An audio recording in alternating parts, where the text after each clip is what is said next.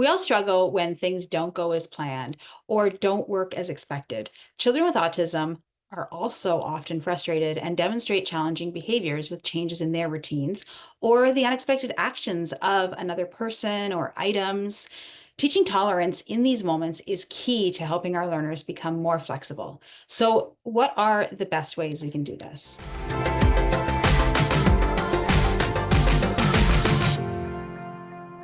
Hi, I'm Shira. And I'm Shayna. We're behavior analysts who create weekly content about how to teach kids with autism so that they make real progress.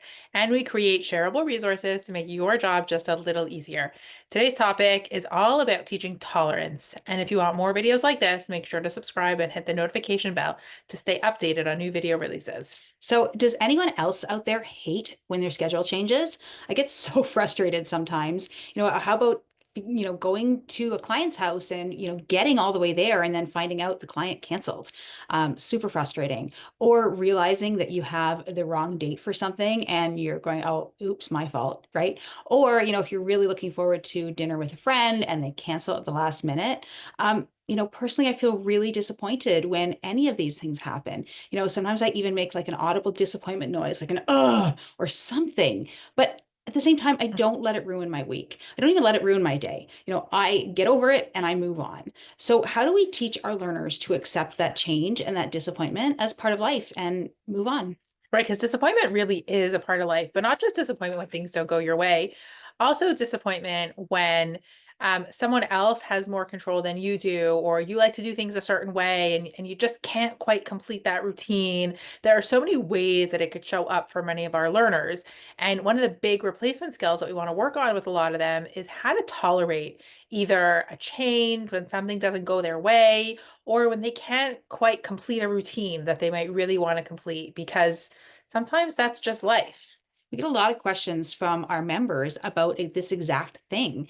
And how do we help, our clients cope with, that rigidity piece? Oftentimes we hear about our learners becoming stuck, right? Many of them can't move on until they've done this, that, and the next. So why is that? I know that, people I talk to will casually say things like, oh, well, he can't do that because he has OCD, probably undiagnosed OCD. That's another pet peeve, but I could go off in a different direction with that, and then they use the OCD as a function of behavior. So, very cyclical, right? They can't do that because they have OCD, and they have OCD because they can't do that. So, what we really need to do is probably stop using the term OCD if it hasn't been diagnosed, but also looking at what that function of OCD is, or rigid behavior, right? We really need to look at that and define what you're calling OCD. So let's stop calling it OCD and let's start calling it rigidity or rigid behavior here. So, we can ask ourselves a lot of questions. And when the first thing is, if this is something new, like all of a sudden our learners a lot more stuck than they used to, you want to think about, have there been any major changes? Is there anything medical going on? Sometimes a student will want to control more things, the things that they can control, if there's something stressful going on in their life. So if there's a major change at home, or something big is going on, that might bring up a little bit more of the need to control things if they're overly stressed. And I think back to what Shayna said earlier about looking at it as in terms of behavioral definitions. What are they really trying to say? Like, what's the function of the behavior if we want to define it behaviorally? And we can call it access to control, access to completing a routine, access to sameness. We have a lot of these kind of students who that is a huge component to their challenging behavior. As soon as they can't finish that puzzle because there's a piece missing, it all falls apart. Or if someone doesn't understand exactly the way they wanted you to draw a picture, they can't tolerate it being drawn any other way. So we can look at it behaviorally and define that function as wanting access to that sameness. So, full disclosure, when I get stressed out or if there's anything going on in my life that is super stressful and I can't control it, I actually clean. So, like, I will get down and scrub my floor on my hands and knees. And, my husband laughs at me and he's like, "Oh, I should just make you stressed out about once a week or so, and the whole house would be immaculate." But, I'm reverting to something that I can control, which is that cleaning. And it also helps, that cleaning helps to calm me. I don't know whether it's the fumes from the bleach or from whatever cleaner I'm using, but it does help to calm me somewhat. some way. Now, our learners, do these routines as well. They may just do them in a less functional way. So again, ask yourselves those questions, right? So, what specific routines are they doing? And is it specific to certain routines? So, like, do they engage in this rigidity only during these three routines, or is it across their day? Are they engaging in the rigid behavior at a specific time of day? Is it always, right before pickup at school, or is it right as soon as they get home, or is it first thing in the morning? Maybe it's with specific people. Maybe it's only with mom and dad, or it's only with grandparent, or only with teacher X or whoever it is. So looking at that. Also, one thing Shira's really taught me is, looking at times when they're not engaging in rigidity as well can tell you so much. So think back to like Gregory Hanley's happy, relaxed, engaged, right? So when is your learner happy, relaxed, and engaged? When are they not engaging in some of these rigid patterns? And that can tell you a lot as well. And I think it's important to add that rigidity, in and of itself is not necessarily a challenging behavior. It's not a problem that Shayna will clean when she's stressed. Like that works for her. And I think we have to consider that, is this a problem? And is it something that we need to actually target because it might be getting in the way of them enjoying the things that they love, or getting in the way of their social, or they're having, major challenging behavior because of it? That's different than, deciding that, a student shouldn't get access to a certain routine. They totally can play the way that they want. If they really like to play a certain way and it's calming, that is not a problem. That's not the kind of thing that we're talking about.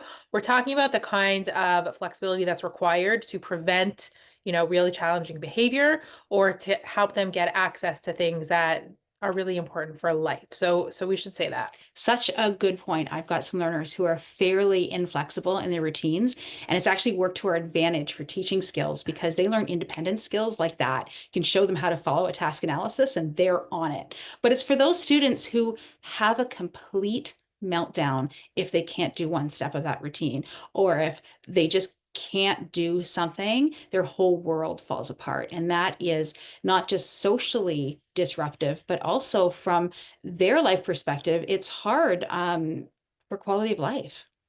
Yeah, so you want to, once you've thought about those examples where it is happening. So let's say it's happening where if the morning routine changes, the student can't even make it to school because that change just throws them off, and that throws them off the rest of the day. So we might not start with that because that feels really big. We might start with something that's a little bit less triggering.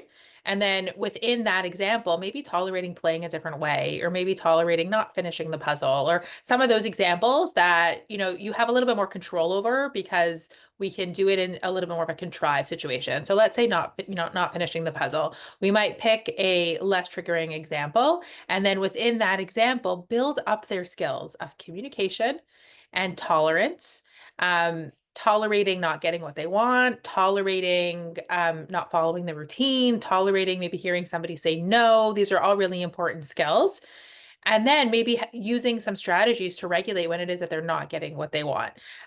So their ability to still come back to a place of being calm, and doing all of this and teaching this, starting with like a low stakes scenario and really building up skills of communication, tolerance, and regulation. And then eventually trying to put those into situations that might be a little bit harder, but building that up in a way that we're never purposefully upsetting the student. We're really keeping them calm the entire time so that we're giving them the skills to communicate to us what it is that they really want.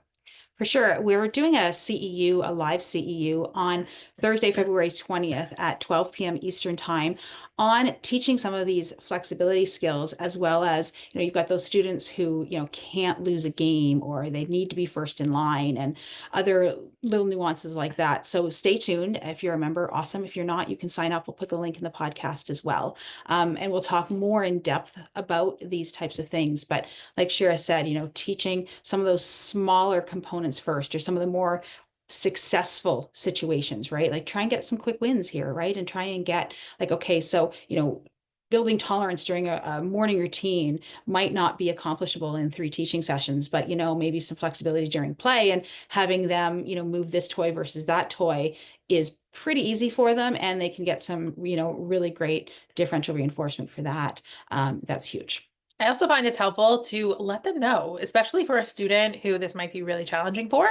You can prime them and say, either we're going to play a really silly game now, or we're going to practice something, and you're going to tell me that you don't like what I'm doing, and that'll be okay. And we're going to go back. Tell them exactly what's going to happen. We can call that priming or pre-teaching. You can start by making it silly. Sometimes we might start by, us being the one who's modeling flexibility before even starting to pick a situation that's challenging for the student. Always thinking about how can we like shape this in a way that will be least threatening, but still being able to build up those skills. And these are hard skills. So remember that it may take time and you may have to start with really small steps, but it's so important that, students build up this ability to tolerate when things don't go their way because, back to our original example, that's kind of life, right? A little bit of flexibility is sometimes required when you're not, getting exactly what you want. I'm laughing on the inside right now, Shira, because I'm thinking about me teaching tolerates mistakes, right? And I've got a learner who just can't accept mistakes. So the first step I did was just showing them and modeling, look, I make mistakes too. And it's like, oh, I just made a mistake. I can't believe I spelled that word wrong. Oh, man. And I might really over exaggerate how upset I am. And then take some deep breaths and use my strategies to calm down, just modeling and over exaggerating for the learner. So I'm kind of laughing because it's pretty exaggerated. And the other things you could do to support these kind of learners is sometimes predictability is really comforting. So you can use that. We just don't want to over rely on predictability because sometimes life can be unpredictable. The other important thing is always being supportive because if you have a strong relationship and you continue to support the learner to their emotional needs, they'll be able to trust you a little bit more when you can push them a little bit outside their comfort zone when you are asking them to do hard things. So make sure that you're encouraging them and you are still a supportive person. Yeah, time and place is really great as well. So being able to, if they really struggle with specific rigid routines and they need those to help them throughout their day, offering time and place. So you know what, the morning routine may not be the best time to do that, but during this time, that's okay. We have another podcast episode on Hanley's approach to teaching tolerance and delay. So check out that podcast episode as well. It's 148.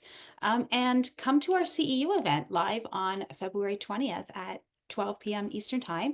And if you can't catch that live, we do record them so you can attend asynchronously. Click the link in and around this video to join our next CEU event called Teaching Tolerance and Communication, a flexible approach to behavior management. It's on February 20th at 12 p.m. Eastern Standard Time.